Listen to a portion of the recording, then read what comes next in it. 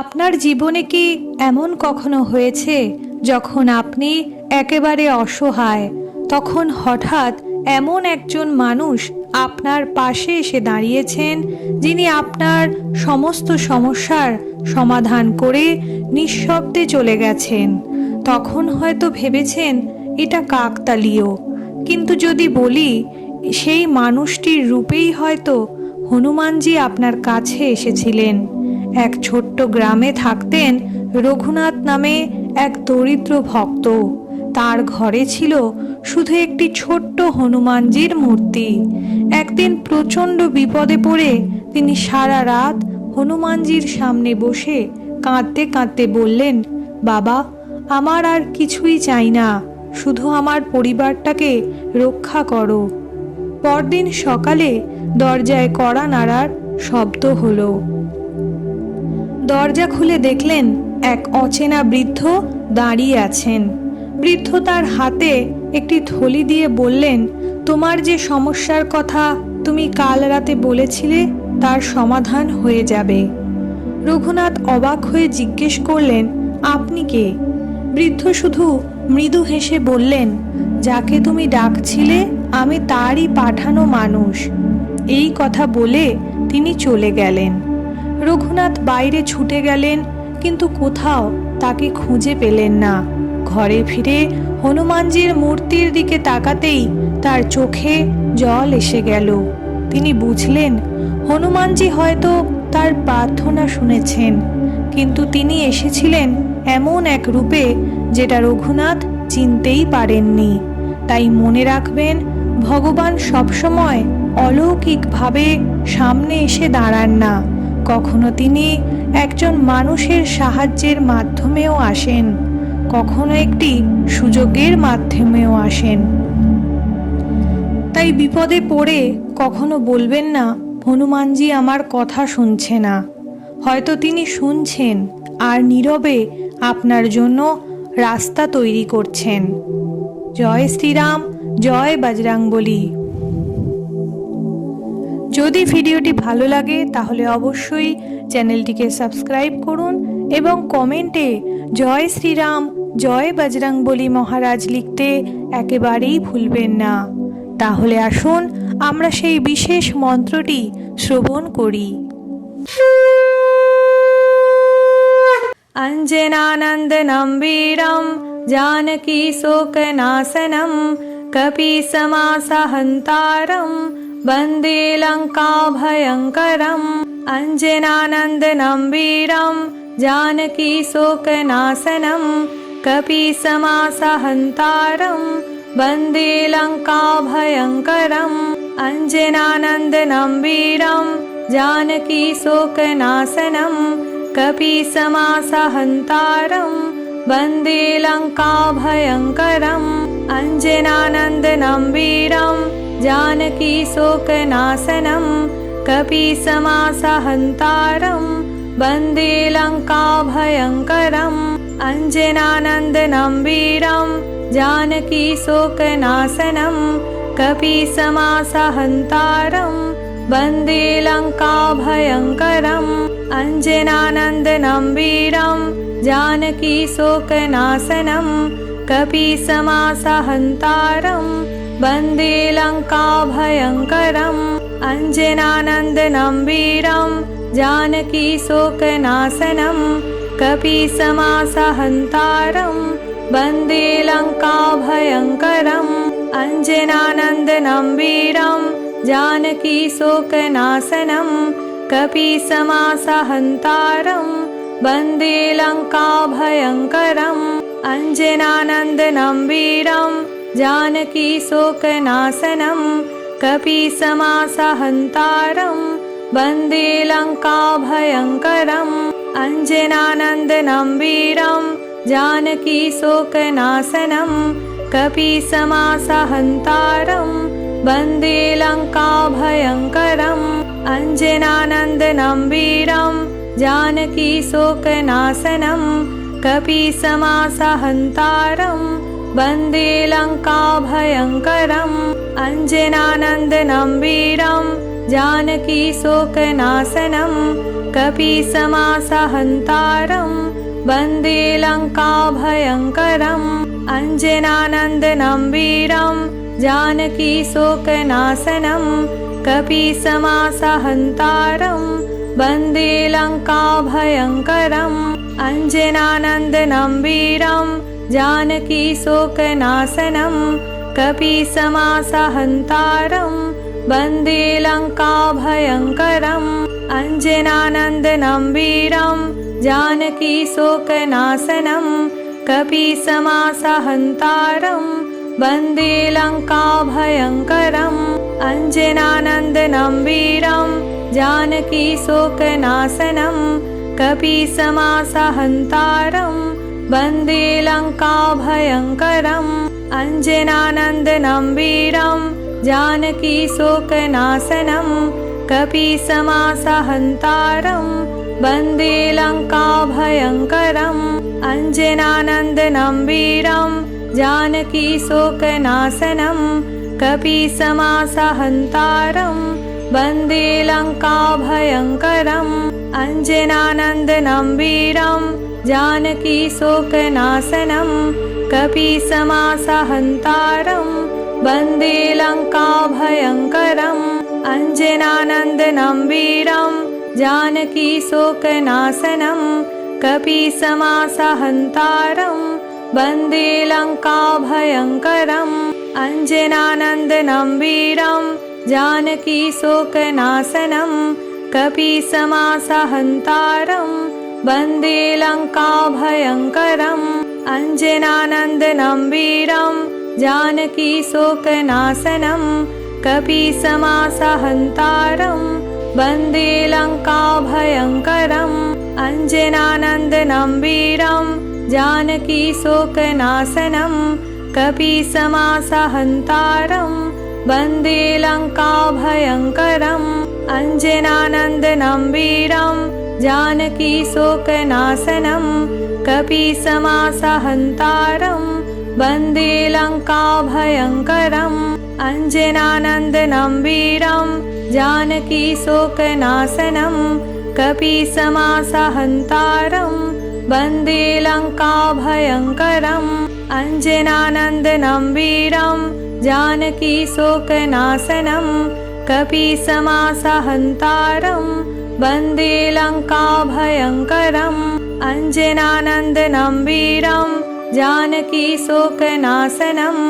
कपीसमासहन्तारं वन्दे लङ्काभयङ्करम् अञ्जनानन्दनं वीरं जानकीशोकनाशनं कपीसमासहन्तारं वन्दे लङ्काभयङ्करम् अञ्जनानन्दनं वीरं जानकीशोकनाशनं कपीसमासहन्तारं वन्दे लङ्काभयङ्करम् अञ्जनानन्दनं वीरं जानकीशोकनाशनं कपीसमासहन्तारं वन्दे लङ्काभयङ्करम् अञ्जनानन्दनं वीरं जानकीशोकनाशनं कपीसमासहन्तारं वन्दे लङ्काभयङ्करम् अञ्जनानन्दनं वीरं जानकीशोकनाशनं कपीसमासहन्तारं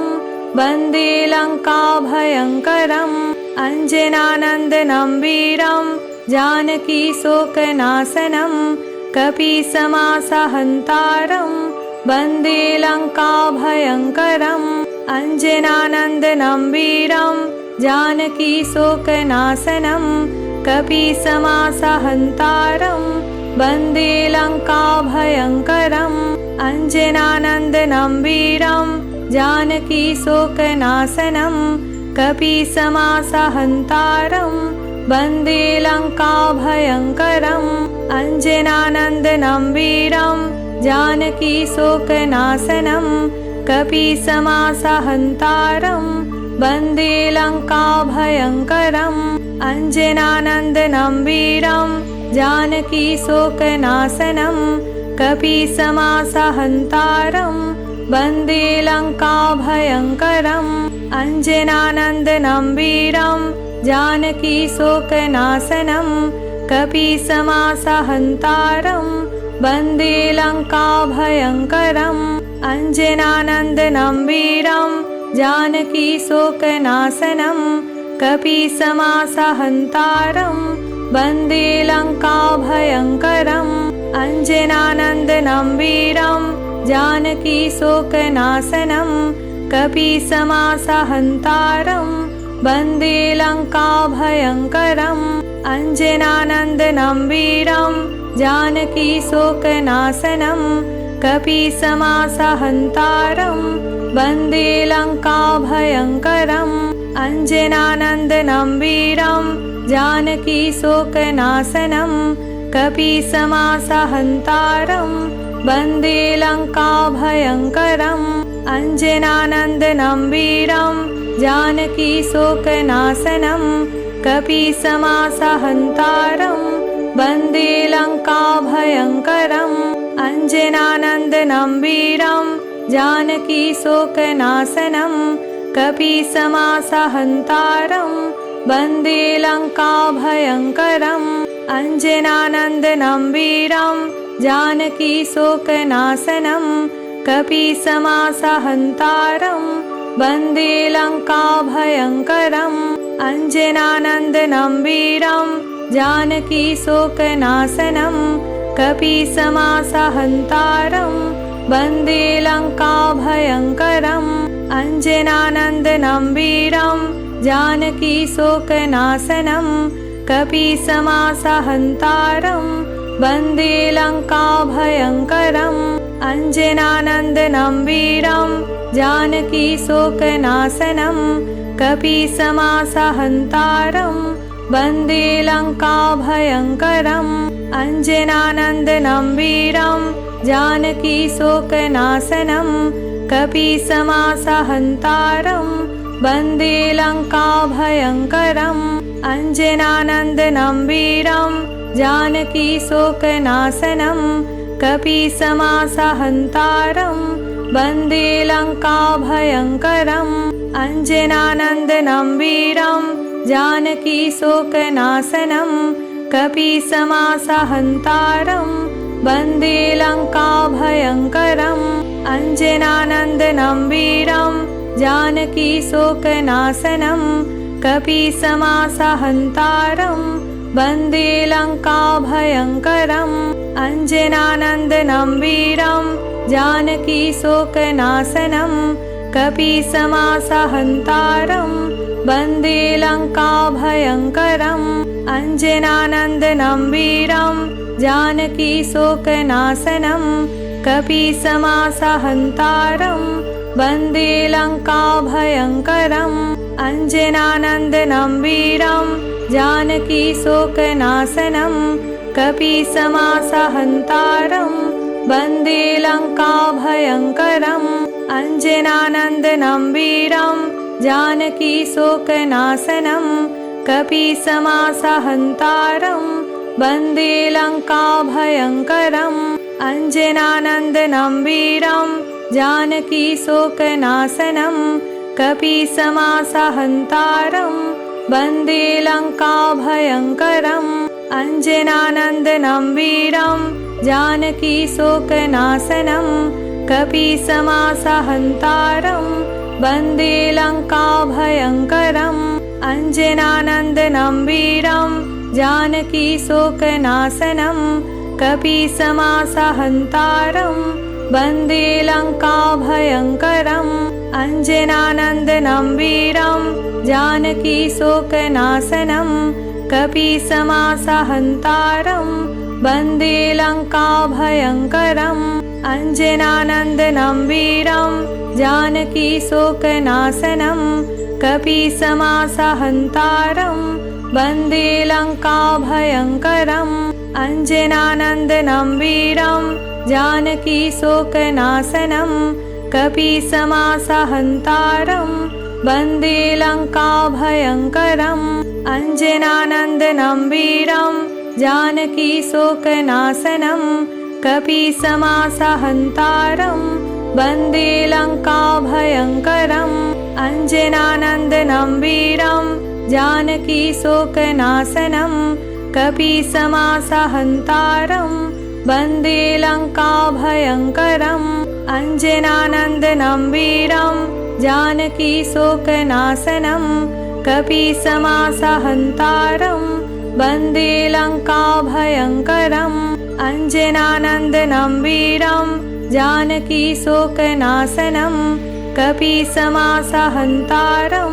वन्दे लङ्काभयङ्करम् अञ्जनानन्दनं वीरं जानकीशोकनाशनं कपीसमासहन्तारं वन्दे लङ्काभयङ्करम् अञ्जनानन्दनं वीरं जानकीशोकनाशनं कपीसमासहन्तारं वन्दे लङ्काभयङ्करम् अञ्जनानन्दनं वीरं जानकीशोकनाशनं कपीसमासहन्तारं वन्दे लङ्काभयङ्करम् अञ्जनानन्दनं वीरं जानकीशोकनाशनं कपीसमासहन्तारं वन्दे लङ्काभयङ्करम् अञ्जनानन्दनं वीरं जानकीशोकनाशनं कपीसमासहन्तारं वन्दे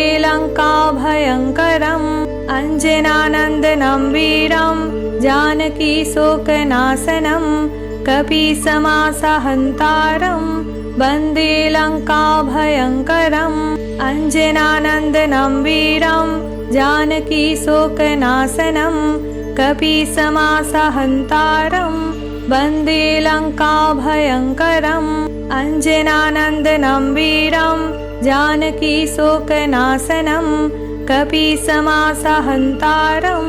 वन्दे लङ्काभयङ्करम् अञ्जनानन्दनं वीरं जानकीशोकनाशनं कपीसमासहन्तारं वन्दे लङ्काभयङ्करम् अञ्जनानन्दनं वीरं जानकीशोकनाशनं कपीसमासहन्तारं वन्दे लङ्काभयङ्करम् अञ्जनानन्दनं वीरं जानकीशोकनाशनं कपीसमासहन्तारं वन्दे लङ्काभयङ्करम् अञ्जनानन्दनं वीरं जानकीशोकनाशनं कपीसमासहन्तारं वन्दे लङ्काभयङ्करम् अञ्जनानन्दनं वीरं जानकीशोकनाशनं कपीसमासहन्तारं वन्दे लङ्काभयङ्करम् अञ्जनानन्दनं वीरं जानकीशोकनाशनं कपीसमासहन्तारं वन्दे लङ्काभयङ्करम् अञ्जनानन्दनं वीरं जानकीशोकनाशनं कपीसमासहन्तारं वन्दे लङ्काभयङ्करम् अञ्जनानन्दनं वीरं जानकीशोकनाशनं कपीसमासहन्तारं वन्दे लङ्काभयङ्करम् अञ्जनानन्दनं वीरं जानकीशोकनाशनं कपीसमासहन्तारं वन्दे लङ्काभयङ्करम् अञ्जनानन्दनं वीरं जानकीशोकनाशनं कपीसमासहन्तारं वन्दे लङ्काभयङ्करम् अञ्जनानन्दनं वीरं जानकीशोकनाशनं कपीसमासहन्तारं वन्दे लङ्काभयङ्करम् अञ्जनानन्दनं वीरं जानकीशोकनाशनं कपीसमासहन्तारं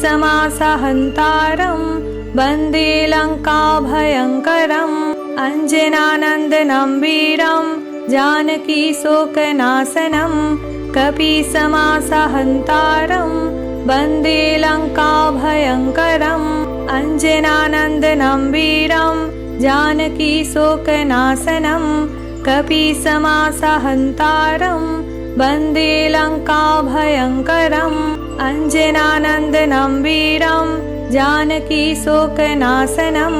कपीसमासहन्तारं वन्दे लङ्काभयङ्करम् अञ्जनानन्दनं वीरं जानकीशोकनाशनं कपीसमासहन्तारं वन्दे लङ्काभयङ्करम् अञ्जनानन्दनं वीरं जानकीशोकनाशनं कपीसमासहन्तारं वन्दे लङ्काभयङ्करम् अञ्जनानन्दनं वीरं जानकीशोकनाशनं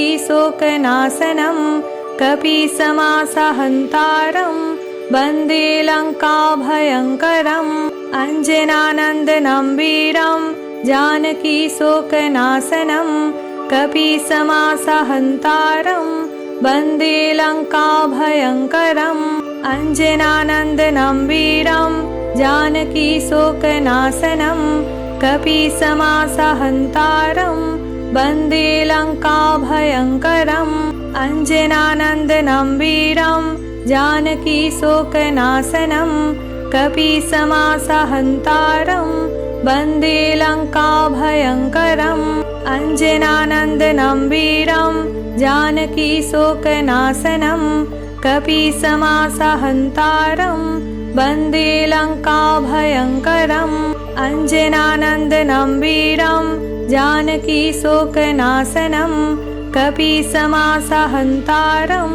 वन्दे लङ्काभयङ्करम् अञ्जनानन्दनं वीरं जानकीशोकनाशनं कपीसमासहन्तारं वन्दे लङ्काभयङ्करम् अञ्जनानन्दनं वीरं जानकीशोकनाशनं कपीसमासहन्तारं वन्दे लङ्काभयङ्करम् अञ्जनानन्दनं वीरं जानकीशोकनाशनं कपीसमासहन्तारं वन्दे लङ्काभयङ्करम् अञ्जनानन्दनं वीरं जानकीशोकनाशनं कपीसमासहन्तारं वन्दे लङ्काभयङ्करम् अञ्जनानन्दनं वीरं जानकीशोकनाशनं कपीसमासहन्तारं वन्दे लङ्काभयङ्करम् अञ्जनानन्दनं वीरं जानकीशोकनाशनं कपीसमासहन्तारं वन्दे लङ्काभयङ्करम् अञ्जनानन्दनं वीरं जानकीशोकनाशनं कपीसमासहन्तारं वन्दे लङ्काभयङ्करम् अञ्जनानन्दनं वीरं जानकीशोकनाशनं कपीसमासहन्तारं वन्दे लङ्काभयङ्करम् अञ्जनानन्दनं वीरं जानकीशोकनाशनं कपीसमासहन्तारं वन्दे लङ्काभयङ्करम् अञ्जनानन्दनं वीरं जानकीशोकनाशनं कपीसमासहन्तारं वन्दे लङ्काभयङ्करम् अञ्जनानन्दनं वीरं जानकीशोकनाशनं कपीसमासहन्तारं वन्दे लङ्काभयङ्करम् अञ्जनानन्दनं वीरं जानकीशोकनाशनं कपीसमासहन्तारं वन्दे लङ्काभयङ्करम् अञ्जनानन्दनं वीरं जानकीशोकनाशनं कपीसमासहन्तारं वन्दे लङ्काभयङ्करम् अञ्जनानन्दनं वीरं जानकीशोकनाशनं कपीसमासहन्तारं वन्दे लङ्काभयङ्करम् अञ्जनानन्दनं वीरं जानकीशोकनाशनं कपीसमासहन्तारं वन्दे लङ्काभयङ्करम् अञ्जनानन्दनं वीरं जानकीशोकनाशनं कपीसमासहन्तारं वन्दे लङ्काभयङ्करम् अञ्जनानन्दनं वीरं जानकीशोकनाशनं कपीसमासहन्तारं वन्दे लङ्काभयङ्करम् अञ्जनानन्दनं वीरं जानकीशोकनाशनं कपीसमासहन्तारं वन्दे लङ्काभयङ्करम् अञ्जनानन्दनं वीरं जानकीशोकनाशनं कपीसमासहन्तारं वन्दे लङ्काभयङ्करम् अञ्जनानन्दनं वीरं जानकीशोकनाशनं कपीसमासहन्तारं वन्दे लङ्काभयङ्करम् अञ्जनानन्दनं वीरं जानकीशोकनाशनं कपीसमासहन्तारं वन्दे लङ्काभयङ्करम् अञ्जनानन्दनं वीरं जानकीशोकनाशनं कपीसमासहन्तारं वन्दे लङ्काभयङ्करम् अञ्जनानन्दनं वीरं जानकीशोकनाशनं कपीसमासहन्तारं वन्दे लङ्काभयङ्करम् अञ्जनानन्दनं वीरं जानकीशोकनाशनं कपीसमासहन्तारं वन्दे लङ्काभयङ्करम्।